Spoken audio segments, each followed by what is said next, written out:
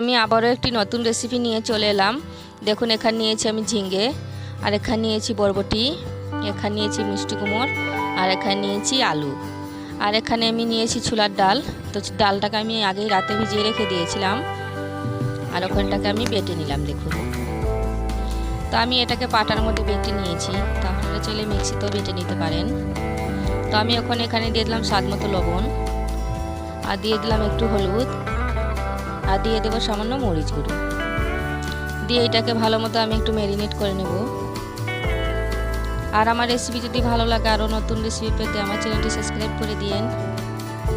তখন আমি চুলার মধ্যে একটা তাওয়া বসিয়ে দিয়েছি, আর তাওয়ার মাঝে দিয়ে দিলাম সামান্য তেল।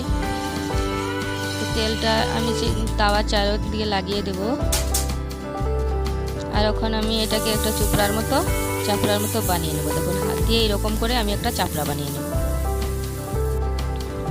তো আমি এটাকে উলট পালট করে লাল করে ভেজে নিয়েছি, যাতে শক্ত, দেখুন কত শক্ত হয়েছে। তো এটাকে এবার আমি তুলে নিলাম।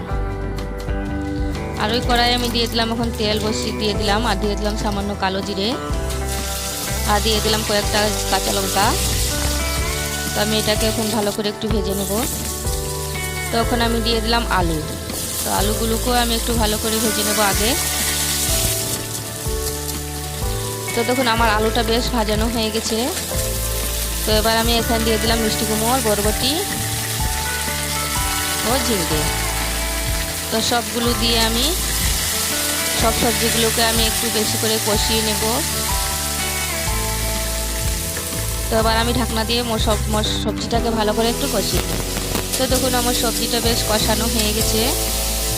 আর আমার রেসিপি যদি ভালো লাগে একটি লাইক দিয়ে দেবেন, আর কমেন্ট করে জানাবেন কেমন হয়েছে আমার রেসিপি। তো দেখুন, এখানে দিয়ে দিলাম আমি রং অনুযায়ী হলুদ, আর দিয়ে দিলাম মরিচ 1 চামচ, আর দিয়ে দিলাম জিরা 1 চামচ। তো দিয়ে আমি একটু ভালো করে সবজিগুলোকে কষিয়ে নেব, যাতে সবজি থেকে কাঁচা গন্ধটা চলে যায়। আর এখানে দিয়ে দিলাম আমি সামান্য কালো জিরা। তো এখানে আমি আস্ত কালো জিরা নিয়েছিলাম 1 চামচ থেকে কম, আর বেটে এটা আরও হয়ে গেছে আর একটু কম। আর এখন দিয়ে দিলাম স্বাদ মতো লবণ।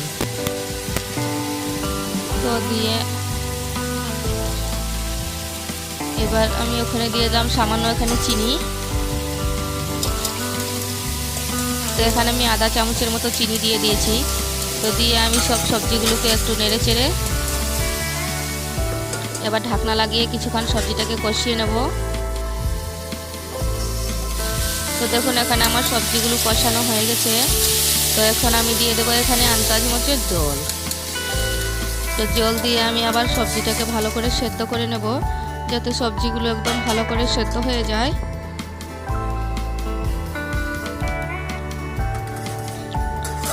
তো আমার সবজি বেশ সেদ্ধ হয়েই গেছে, দেখুন। তো এখন আমি ওই চোপড়াটা কেটে দিয়েছিলাম, ভেজে রাখা চাপড়াগুলো, তখন আমি কেটে এটার মধ্যে দিয়েছি। তো কাটতে আমি দেখাইনি, তখন আমি বারবার করে এরকম নেড়ে চেড়ে দেবো, যাতে চাপড়ার গায়ে একটু মশলা লেগে যায়। আর দিয়ে 1-2 মিনিট আমি আবার কষিয়ে নেব ভালো করে। তো দেখুন, আমার সবজি হয়ে গেছে। তো এবার আমি সবজিটাকে নামিয়ে নেব। আর আমার রেসিপি দেখার জন্য আমি সবাইকে অনেক অনেক ধন্যবাদ জানাই।